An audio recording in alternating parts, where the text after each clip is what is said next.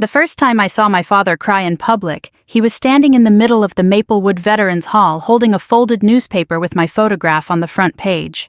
Not a wedding picture. Not a graduation portrait. A Pentagon security photo. I was walking beside a senior defense official in Washington, D.C. wearing my Navy dress whites, while two armed federal agents escorted us toward a secure entrance. The article headline read, "Ohio-born Navy officer helps lead emergency evacuation of American civilians." My father stared at that picture like he was looking at a stranger. Then he said the words nobody in that room ever expected to hear from Frank Whitmore. I think I may have been wrong about my daughter. The room went silent. My brother Danny nearly dropped his coffee. My mother covered her mouth with both hands. And me, I wasn't even there to hear it.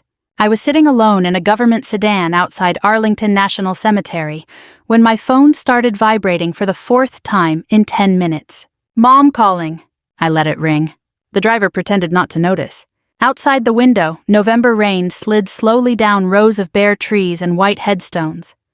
Washington always looked colder than Ohio, even when the temperatures matched. Maybe because everybody there carried invisible things on their shoulders. Finally, my phone buzzed again. This time it was a voicemail. "Rebecca," my mother said softly, "please call us back. We need to talk. Family meeting tomorrow." Family meeting? I almost laughed out loud. For 38 years, nobody in my family had ever called a meeting when I was hurting. Not when I left for Annapolis. Not during deployments. Not after Grandma Eleanor died. But one newspaper photo later, suddenly everybody wanted to talk. I leaned back against the seat and closed my eyes. And just like that, I was 12 years old again. Back in Maplewood, Ohio. Back before I understood that some families can love you and still never truly see you. Maplewood was the kind of small Midwestern town where people still mowed lawns in straight lines and waved at strangers from pickup trucks. My father worked 32 years at the Champion Tool Factory before they downsized half the plant in the early 2000s. My mother worked part-time at the church office. We weren't poor, but every dollar had a purpose. My brother Danny fit naturally into that world. Football captain, loud laugh, easy confidence, the kind of man people slapped on the back at barbecues. I was quieter. Books, school, structure. And from the time I was little, my father looked at me like I was built wrong somehow. Not bad, just disappointing. Danny could bring home a C- report card and Dad would say, "That boy's got people skills. That matters more than grades." I once brought home straight A's and a county writing award. Dad nodded without looking up from the television. "That's nice, Becca." That was it. That's nice. You'd be surprised how long a little sentence can live inside somebody. By high school, I stopped expecting applause. But my grandmother Eleanor noticed everything. Grandma lived in a small white house near the edge of town, with wind chimes hanging from the porch, and old military photographs tucked into drawers she rarely opened. Most people in Maplewood only knew her as a church volunteer who baked peach cobbler for funerals. What they didn't know was that Eleanor Whitmore had once been an army nurse in Korea. She never bragged about it. Never wore veteran hats. Never marched in parades, but sometimes late at night she'd sit at the kitchen table with coffee and tell me stories in a voice so calm they almost hurt more. Young boys missing legs. Soldiers crying for mothers. Cold mornings near field hospitals. "Service isn't glamorous," she told me once while polishing an old pair of military shoes. "Most important work happens quietly." I think she knew I needed to hear that, because by 16 I'd already learned my father measured worth in noise. And I wasn't noisy enough. The worst moment came my junior year of high school. Dad was outside grilling burgers while neighbors stood around drinking beer in our backyard. I was carrying empty soda cans inside when I heard one of the men ask about my college plans. Dad laughed. "Becca's smart, sure, but nobody builds a real legacy sitting behind military paperwork." Everybody chuckled politely. I stood frozen in the kitchen doorway. Military paperwork. Like my dream already sounded foolish before it even began. That night, Grandma Eleanor drove me to Dairy Queen and listened while I cried in the passenger seat. She didn't insult my father. Didn't tell me life was unfair. She just handed me a napkin and said something I never forgot. "Don't argue with people who can't see your worth. Just keep walking until the world does." Years later, those words followed me through every difficult mile of my life. Through Annapolis. Through deployments. Through lonely apartments. Through holidays spent on military bases while Danny posted smiling family photos from backyard cookouts back home. And through the phone call that finally broke something open between my father and me. It happened 3 weeks before my promotion ceremony outside Washington. I stood in my apartment kitchen staring at the invitation while working up the courage to call home. I should have known better at 38 years old. But part of me still hoped. Dad answered on the third ring. "What's going on, Rebecca?" I explained carefully. "Promotion ceremony. Commander rank. Small event near DC. Would mean a lot if they came." Long silence. Then his voice hardened. "Nobody cares about your cheap little promotion." I felt something inside me go completely still. My mother got on the line briefly afterward. "You know your father doesn't mean things harshly. But he did mean them." That was the problem. The ceremony happened anyway. Rows of white uniforms. Brass music drifting through cold air. Official speeches. Applause. Other officers hugging parents and spouses while cameras flashed. I stood alone afterward holding my cap under one arm, until I felt an old hand squeeze my shoulder. Captain Harold Bennett, 80 years old. Former Army medic. One of Grandma Eleanor's oldest friends. "She'd be proud of you," he said quietly. I nearly lost composure right there. Because sometimes a single sentence from the right person matters more than praise from everybody else combined. 3 months later, the Pentagon assignment changed my life. Then came the newspaper photo. Then came my mother's call. And now, sitting outside Arlington Cemetery with rain tapping softly against the car window, I finally listened to the voicemail again. "We need to talk. Family meeting tomorrow." I looked toward the cemetery gates and whispered the words I wished Grandma Eleanor could hear.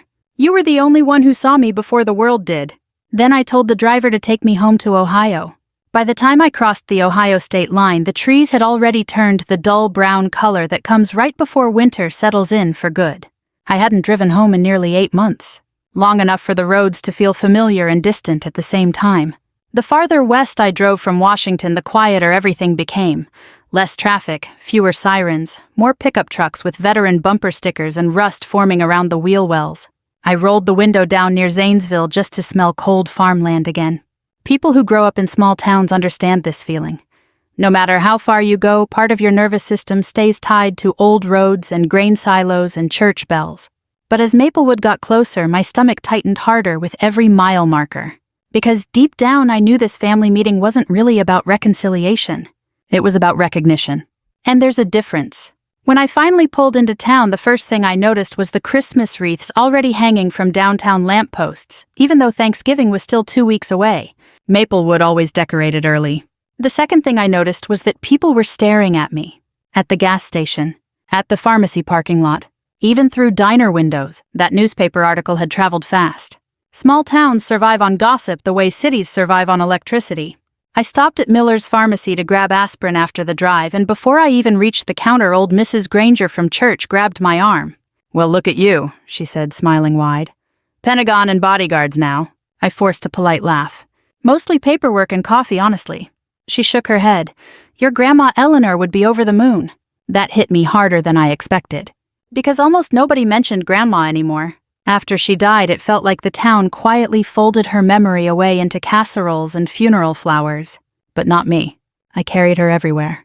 Even now, I still kept her old service pin inside my coat pocket during difficult meetings. Mrs. Granger lowered her voice. "Your father's been acting strange since that article came out." I raised an eyebrow. "Strange how? He keeps buying extra newspapers."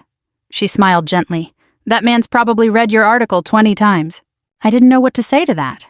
Because part of me wanted satisfaction. Another part wanted to cry. And another part, the tiredest part, just wanted everyone to stop making my worth sound surprising. I left the pharmacy and drove slowly toward my parents' neighborhood.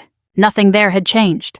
Same cracked sidewalks, same American flags hanging from porches, same little ranch houses built for factory families back when people believed one steady job could carry a household forever. Danny's truck was already parked outside Mom and Dad's house when I arrived. Of course it was. My older brother never missed a chance to control a room. I sat in my car for nearly 2 minutes before getting out. The November wind cut straight through my coat. And suddenly I remembered being 18 years old, standing in this exact driveway with 2 suitcases before leaving for Annapolis. Dad barely hugged me that day. Mom cried. Danny joked that I'd come home in 6 months begging for real food. Only Grandma Eleanor looked at me like she understood what it cost to leave home for service. I can still hear her final words before I climbed into that shuttle bus. "Walk steady. Not be fearless. Not be perfect. Just walk steady." The front door opened before I reached it. My mother rushed outside first. "Oh my goodness," she whispered, wrapping her arms around me. "Rebecca." She hadn't called me Rebecca with tenderness in years. Usually it was just Becca shouted across noisy family dinners. I hugged her back carefully. She smelled like hand lotion and cinnamon candles. For one brief second, I almost allowed myself to believe this visit might actually heal something. Then Danny appeared behind her. "Well," he said loudly, "look who finally remembered us little people." There it was, the old rhythm, sarcasm disguised as humor. I forced a small smile. "Good to see you too." Danny stepped forward and hugged me quickly, but something about it felt performative, like he was already imagining himself telling people about his Pentagon sister at the bar later. Inside the house buzzed with noise. Aunts, cousins, even neighbors. I stopped dead near the living room doorway. "You invited people?" I asked quietly. Mom looked nervous immediately. "Well, folks were excited you were coming home." Excited. Interesting word. Nobody had been excited when I graduated Annapolis, or during my first deployment, or when Grandma Eleanor's funeral nearly emptied my savings because I paid for most of it myself while Danny complained about floral costs. But one newspaper article later, suddenly I was interesting. I kept my expression neutral. "Military training teaches you how to lock emotions behind your teeth." Still, my chest burned. Dad emerged from the dining room holding coffee. For a second, neither of us spoke. Frank Whitmore had aged more than I realized. His shoulders sagged lower now, more gray around the temples. His hands looked rougher, too. Factory hands. Working man hands. The kind that built half this country and silently destroyed the bodies attached to them. Then he nodded awkwardly. "Long drive." "About 7 hours." He cleared his throat. "Saw your article," I figured. Another silence. Everybody nearby pretended not to listen. Dad shifted uncomfortably before finally saying words that sounded almost physically painful for him. "People around town seem pretty impressed. Not 'I'm proud of you.' Not even congratulations. Just people seem impressed." I almost smiled at how predictable it was. "Town always did like headlines," I answered calmly. Danny laughed too loudly. "Well, you're basically famous now. Mom's been saving newspapers like you're a Kennedy." Mom shot him a look. The room filled with uncomfortable chuckles. Then Aunt Linda walked over carrying deviled eggs and touched my arm. "Your grandmother always said you were destined for something important." There it was again. Grandma Eleanor, the only person whose faith in me never changed with public opinion. I looked around the crowded living room. Football game playing softly on television. Cheap folding chairs pulled from the garage. Pot roast smell drifting from the kitchen. Middle-aged relatives suddenly eager to hear Pentagon stories after years of barely asking about my life. And right then I understood something clearly. They didn't know me at all. Not really. They knew the newspaper version. The impressive version. The version validated by strangers. But nobody in this room knew how many nights I cried alone after deployments. How many holidays I spent eating microwave dinners on base. How hard I worked to become someone my father still couldn't quite say he respected. Then the front door opened again. Cold air swept inside, and when I saw who stepped through that doorway holding an old leather satchel in his weathered hands, my heart nearly stopped. Captain Harold Bennett, Grandma Eleanor's old Army medic partner, 82 years old and still standing straight. The entire room turned toward him in confusion. But I already knew. This was the real reason I came home, and suddenly my family had no idea what was about to walk into that living room. Captain Harold Bennett removed his wool coat, slowly, carefully folding it over one arm, while the entire living room stared at him. Nobody in my family recognized him except me. But the second I saw the old Army Corps pin on his lapel, I felt 16 years old again, sitting at Grandma Eleanor's kitchen table, listening to stories about soldiers who never came home. Harold looked older than the last time I'd seen him at my promotion ceremony. Thinner, too, but his eyes were still sharp. "Rebecca," he said warmly. I crossed the room before anybody else could speak and hugged him tightly. "I didn't know you were coming." He smiled faintly. "Your grandmother taught me surprises matter."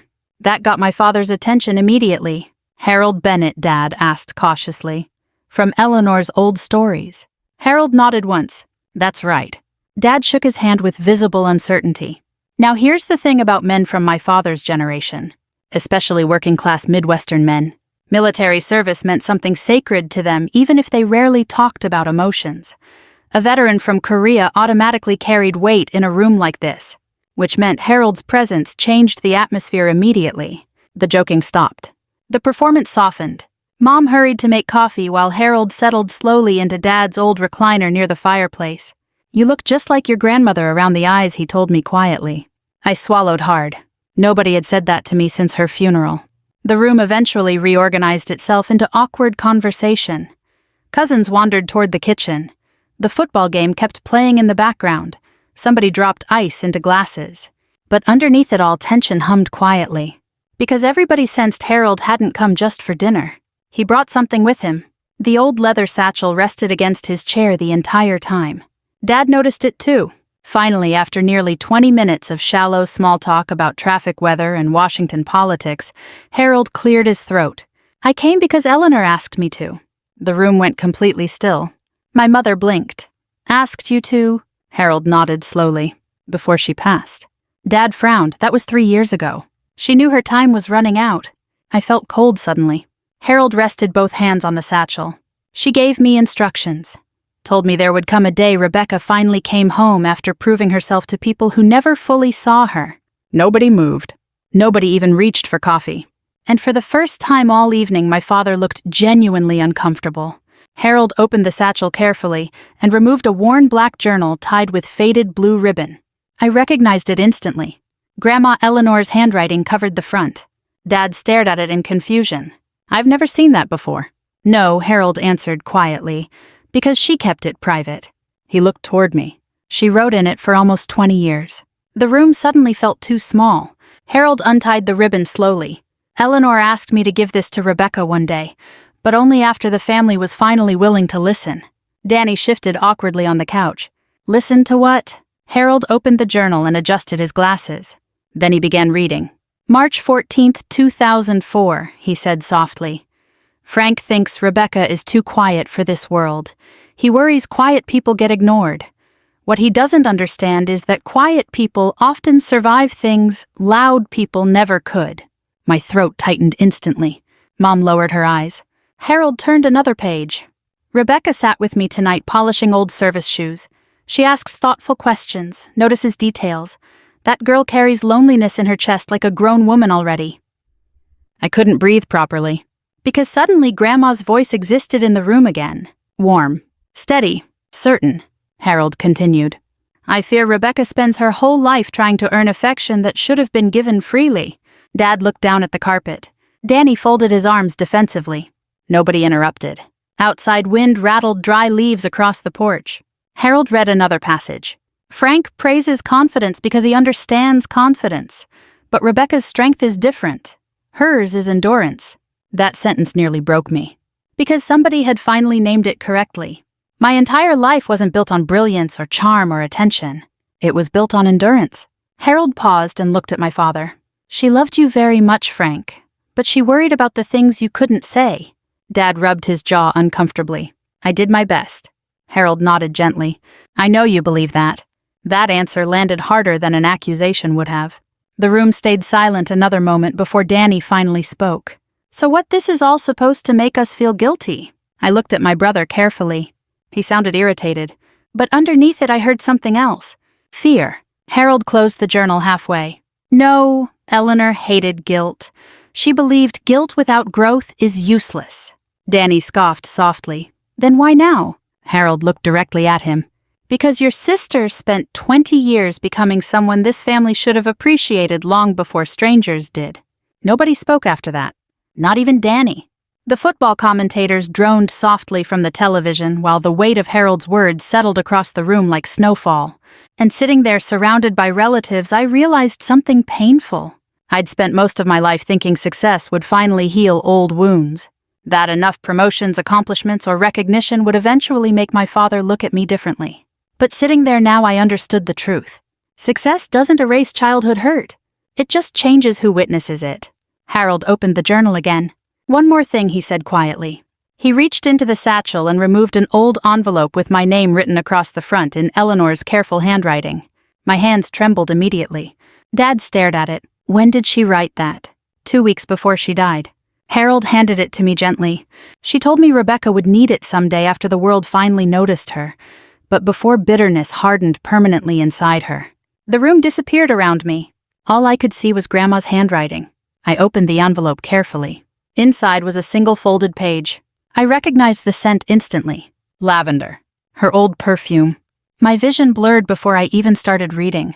And then I saw the first line. If you're reading this, sweetheart, it means they finally see what I always did. I had to stop. My chest hurt too badly. Mom quietly began crying near the kitchen doorway. Dad still hadn't spoken. Not once. Harold leaned back slowly and folded his weathered hands. Then, in the gentlest voice imaginable, he said the words that changed the entire night. Frank, your daughter didn't become extraordinary because the world praised her. He looked directly at my father. She became extraordinary because she learned how to survive without it. Nobody moved for several seconds after Harold said those words. The football game kept playing softly in the background, but nobody was watching anymore. My father sat in his recliner staring at the carpet with both hands locked together so tightly his knuckles had gone white. I'd seen Frank Whitmore angry 1,000 times in my life, seen him sarcastic, dismissive, proud, but never uncertain.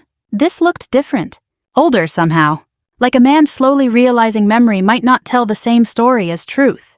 Mom finally wiped her eyes with a napkin and tried to steady herself. Maybe we should eat, she whispered. That's what people from our generation of families do when emotions become too large. They feed everybody. So plates started moving around the dining room table. Pot roast. Mashed potatoes. Green beans cooked too long the way my father liked them. The normalcy almost felt absurd after everything Harold had read aloud. But I appreciated it too. Because real American families rarely heal through dramatic speeches. Most healing happens while somebody passes gravy quietly and avoids eye contact. I sat beside Harold while Danny poured himself bourbon 2 fingers too heavy. That alone told me he was rattled. Danny only drank like that when life stopped behaving predictably. Across the table, Dad finally looked toward me. You never said Harold was still around. I kept my tone calm. You never asked. The words landed harder than I intended. Dad lowered his eyes immediately. Mom jumped in quickly. Your father didn't mean... I know what he meant, I answered gently. And I did. That was the problem. Nobody at that table was cruel in the cartoon villain way people imagine when they hear stories like mine. My parents paid bills, showed up for emergencies, made sure we had food. Dad worked overtime most of his adult life. Mom packed lunches and folded laundry and drove us to dentist appointments. From the outside, we looked like a perfectly decent American family. But emotional neglect rarely looks dramatic from the street. It looks ordinary. That's why people miss it for years. Dinner moved awkwardly at first. Silverware scraping plates, small talk trying desperately to survive. Finally, Danny leaned back in his chair and exhaled loudly. So, what exactly do you do over there, he asked me, at the Pentagon. I almost laughed. Because in 38 years, my brother had never once shown genuine curiosity about my career until strangers started admiring it. Mostly coordination work, I said. Danny smirked faintly. That newspaper made it sound pretty important. Harold glanced at him carefully. Some work matters even when nobody sees it. Danny took another sip of bourbon. Well, apparently everybody sees it now. There it was again, that edge in his voice. The resentment. I studied my brother quietly. Danny had once been handsome in the easy hometown way. Broad shoulders, thick hair, big personality. But stress changes people. His face looked puffier now. His smile strained at the corners. And for the first time in my life, I realized Danny wasn't actually happy. Not truly. He'd spent decades playing the role everybody expected from him. Golden son. Local success story. Family man. But something underneath had started cracking. Dad cleared his throat suddenly. Business still giving you trouble. Danny stiffened immediately. There's no trouble. Mom and Dad exchanged a quick glance. So there it was. The thing nobody was discussing openly. I leaned back quietly and let the silence stretch. Eventually, Danny shrugged. Economy's rough right now. What happened? I asked carefully. Danny hesitated. Then he laughed bitterly. What happened is people stopped buying things they don't need. Turns out Danny's construction supply company had been bleeding money for over a year. Rising fuel costs, bad loans. 2 commercial clients who never paid invoices. He'd hidden most of it from the family while trying to maintain appearances. But small-town reputations can become prisons. Once everybody thinks you're successful, admitting failure starts feeling impossible. Dad stared down at his plate. I offered to help. Danny's jaw tightened. I don't need rescuing. The irony nearly overwhelmed me. My whole life, Danny had been the one celebrated for staying local and building something real. Meanwhile, I was the unrealistic daughter chasing military paperwork. And now here we sat. Me financially stable but emotionally exhausted. Danny emotionally defensive and financially drowning. Funny how life rearranges assumptions with age. Harold quietly sipped coffee before speaking again. Eleanor used to worry about both of you kids. Mom looked surprised. Both. Harold nodded. She worried Rebecca would feel unseen, and she worried Danny would become trapped trying to stay admired. Danny looked away immediately. Because even now at 42 years old, my brother still lived like the town's opinion controlled oxygen itself. The conversation drifted after that. People started discussing old neighbors, factory closures, church gossip. But underneath everything, tension kept simmering. Finally, Dad stood up slowly and walked toward the living room window. Snow had started falling lightly outside, tiny flakes drifting beneath the porch light. Without turning around, he spoke quietly. You know what the hardest thing about getting old is? Nobody answered. Dad folded his arms. You spend your whole life thinking you understand people. He paused. Then one day, you realize you missed important things sitting right in front of you. The room went silent again. Mom stared at him like she'd never heard him speak this honestly before. Dad still faced the window. When Rebecca was little, she never asked for much. His voice roughened slightly. I thought quiet meant strong. My chest tightened. And maybe sometimes he continued quiet means lonely. Nobody moved. Harold lowered his eyes respectfully. Danny rubbed his forehead hard with one hand. And me! I felt anger and sadness colliding together so hard I couldn't separate them anymore. Because this was all I ever wanted. Not applause. Not headlines. Not Pentagon articles. Just acknowledgement. Simple acknowledgement that my feelings had existed all along. Dad finally turned toward me. I read that article 3 times before I recognized you. That sentence hurt more than the original insult ever had. Because buried inside it was the truth. The world had introduced my father to his own daughter. He walked back toward the table slowly.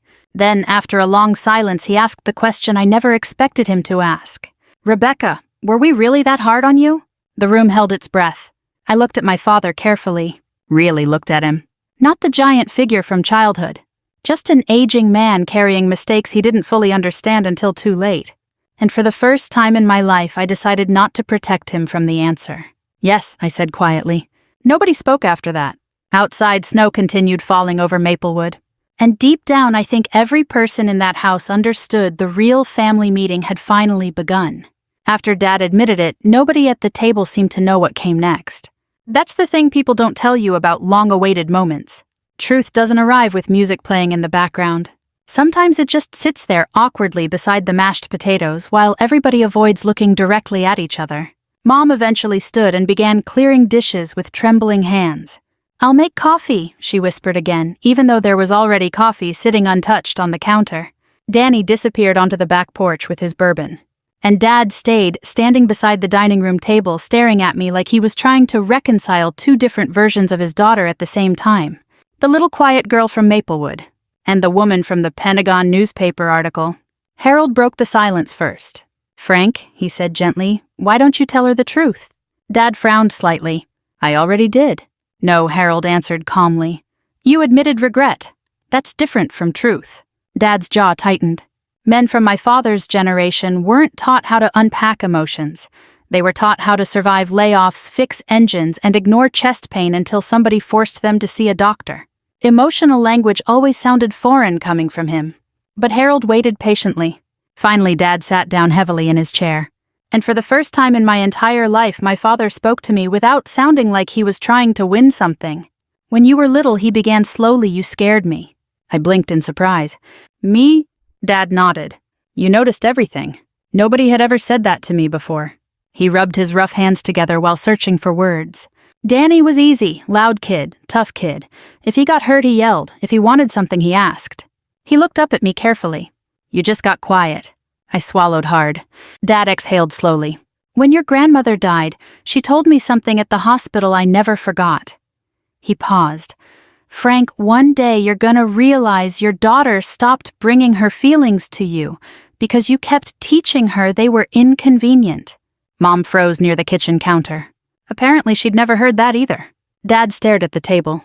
I got angry at Eleanor for saying it. His voice cracked slightly. But after you left for Annapolis, the house changed.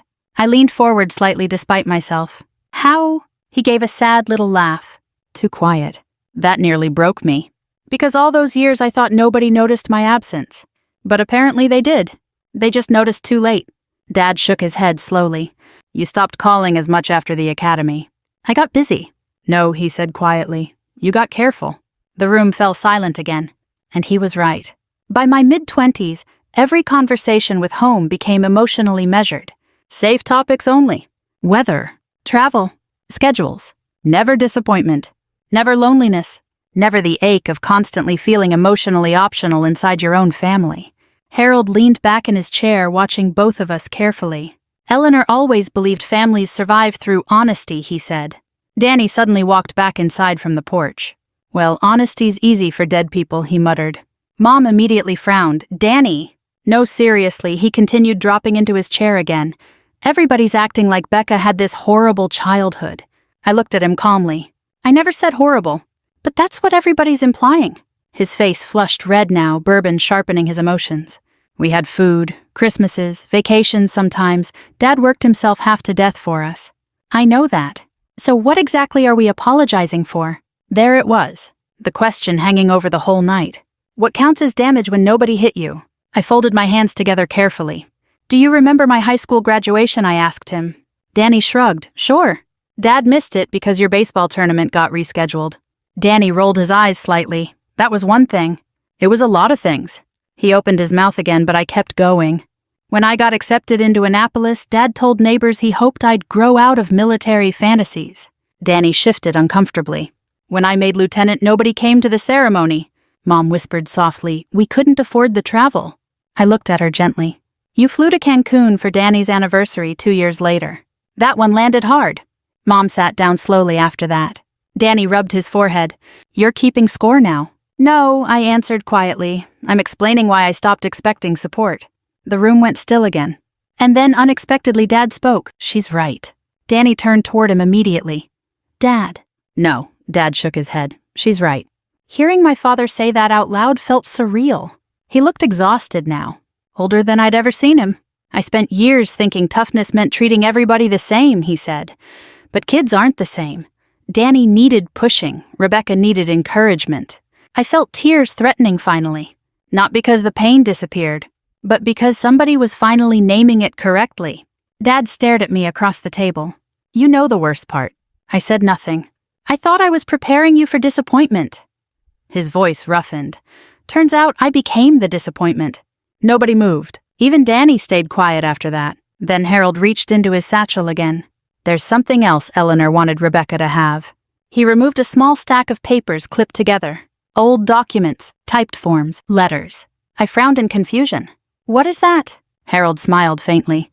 Your scholarship application. I blinked. My what? The military scholarship that helped pay for your academy preparation program. I stared at him. I thought the foundation selected me. They did. Harold nodded. But Eleanor recommended you. The room froze. Dad looked stunned. Eleanor did what? Harold handed me the papers. She contacted former service connections quietly, told them her granddaughter had discipline, intelligence, and grit. My hands trembled, turning the pages. There it was. Grandma's signature. Letters of recommendation. Handwritten notes praising me in ways nobody else ever had. She never told me, I whispered. She didn't want you feeling indebted, Harold answered. She wanted you believing you earned it. My vision blurred again. All these years, Grandma had been protecting my future behind the scenes while I thought I climbed alone. Dad suddenly covered his eyes with one hand. And when he finally spoke, his voice sounded smaller than I'd ever heard it. She believed in you more than I did. I looked at my father quietly. Then I answered with the deepest truth I knew. She had practiced seeing people clearly. The next morning, I woke before sunrise in my old childhood bedroom. For a moment, lying there under the faded quilt my mother had sewn sometime in the early 90s, I forgot where I was. Then I heard the furnace rattling through the walls, smelled coffee downstairs, and remembered everything. The family meeting, Grandma's journal, Dad admitting the truth. I stared at the ceiling for a long time before getting up. Outside the window, fresh snow covered Maplewood in soft white silence. The whole town looked gentler after snowfall, cleaner somehow. Funny how winter can make even old pain seem quieter for a few hours. I pulled on jeans and a sweater and walked downstairs expecting tension. Instead, I found my father alone at the kitchen table. No television. No newspaper. just coffee cooling beside his hands. He looked up when I entered. Morning. Morning. For years, conversations between us had always felt crowded with invisible things. Expectations, defensiveness, old disappointments stacked like furniture nobody wanted to move. But this morning felt different. Still uncomfortable. Still fragile. But honest.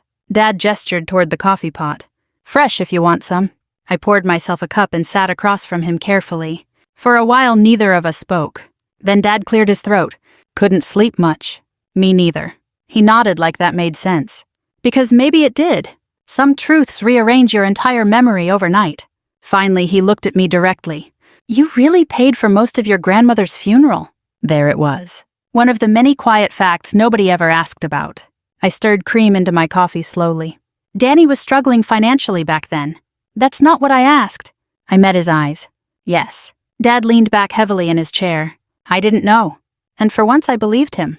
Not because he never could have known, but because nobody in this family had trained themselves to notice my sacrifices. I'd become too self-sufficient for my own good. That happens to a lot of women from my generation.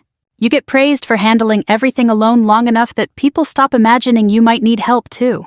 Dad rubbed his jaw slowly.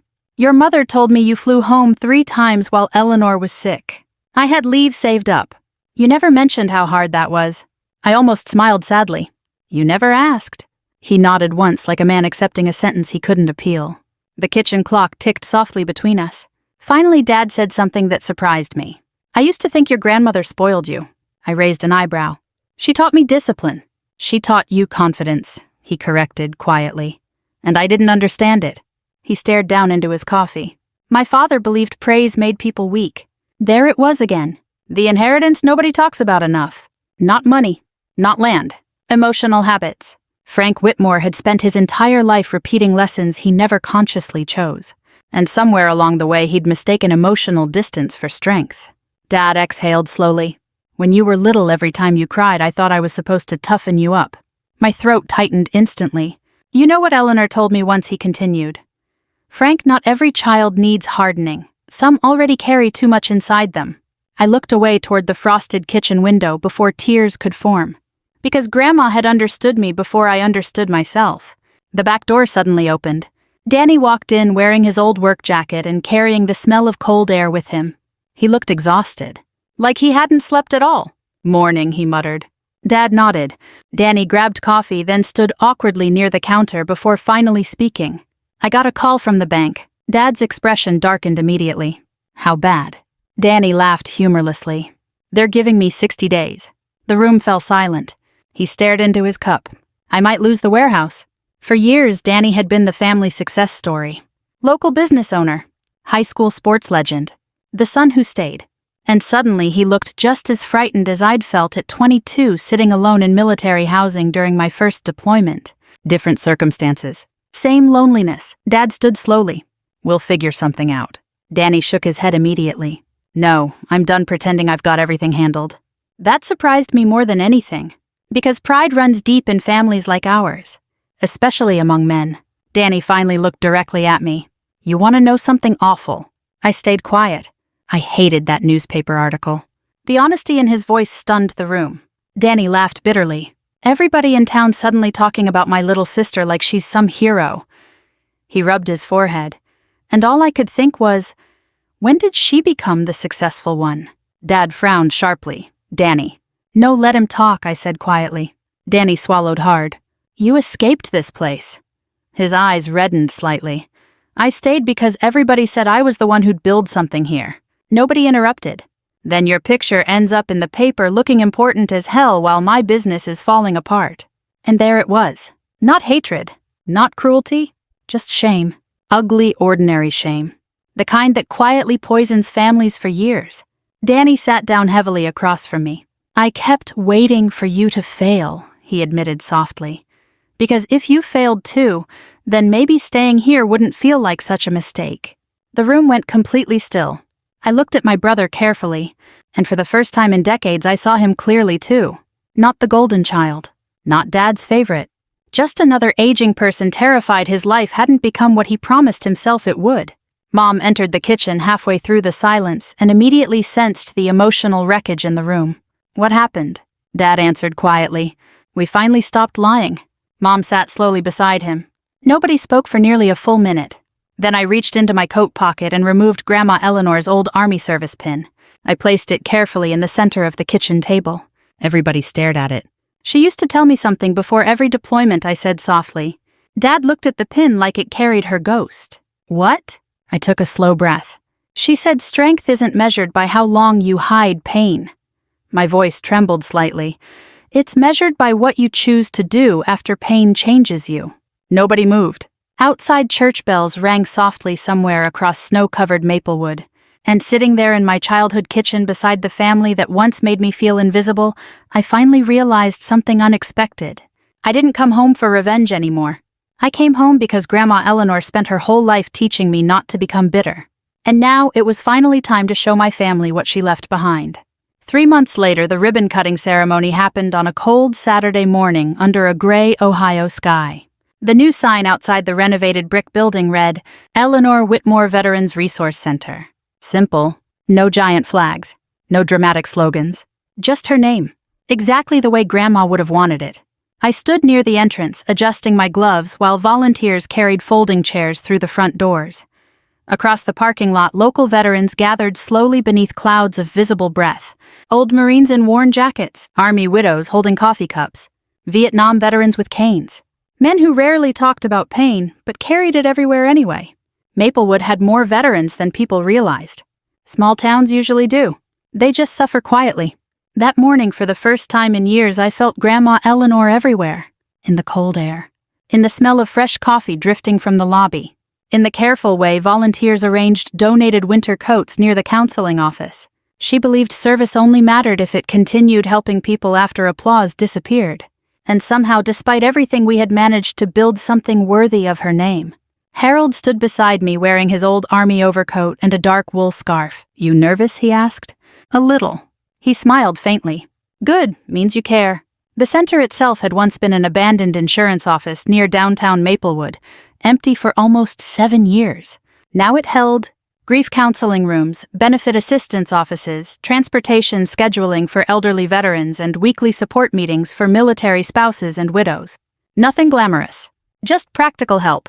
The kind Grandma respected most. Dad arrived early carrying 2 boxes of donated blankets from church. That alone would have shocked the old version of me. Frank Whitmore volunteering publicly for something emotional. Impossible 6 months ago. But people can soften if life humbles them enough. He set the boxes down near the lobby and glanced around quietly. Looks good. I smiled slightly. Thank you. Dad shoved his hands into his coat pockets awkwardly. Then he nodded toward the sign outside. Your grandmother would have liked this better than statues or speeches. She hated speeches. Dad chuckled softly. She hated long speeches. That tiny moment standing together joking gently about Grandma healed more in me than some dramatic apology ever could.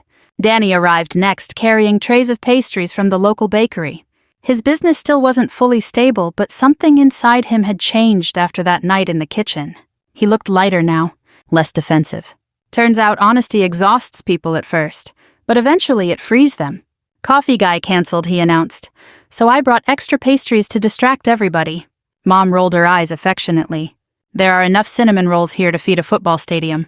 Danny shrugged. Trauma response. Even Dad laughed at that.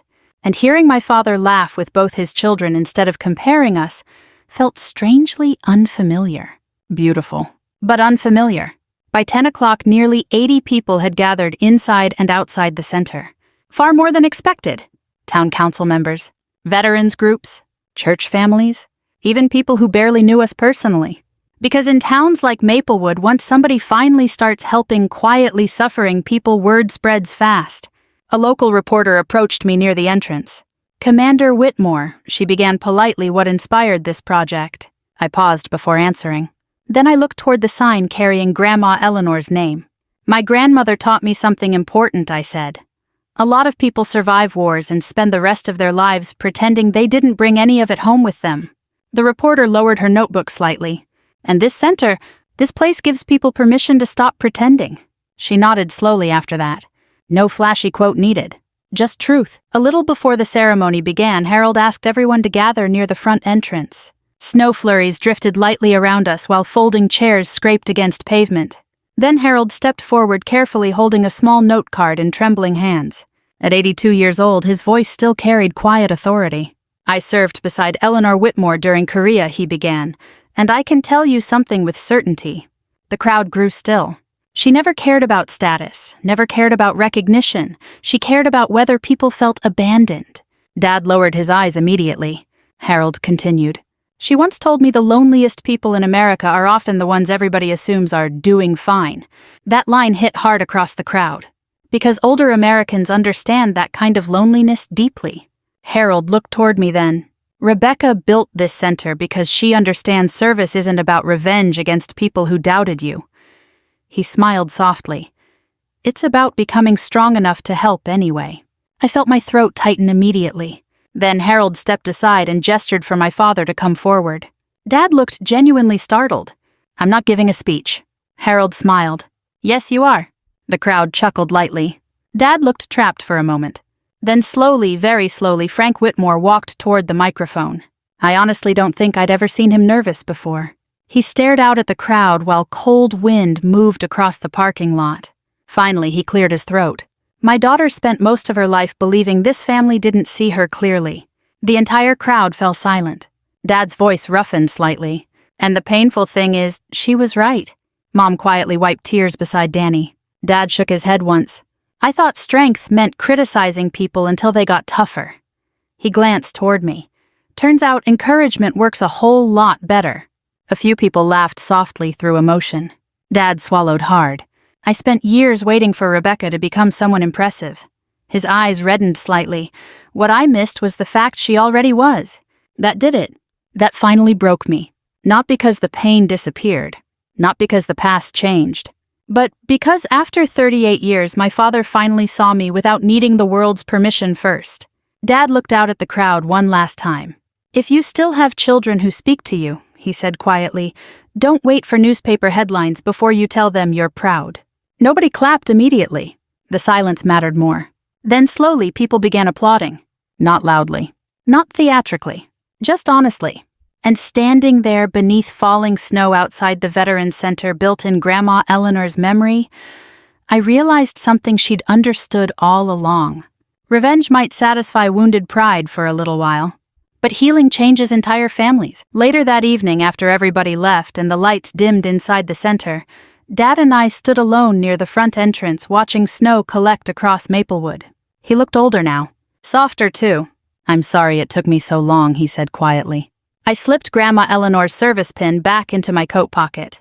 Then I looked at my father and answered honestly, "You still made it before it was too late."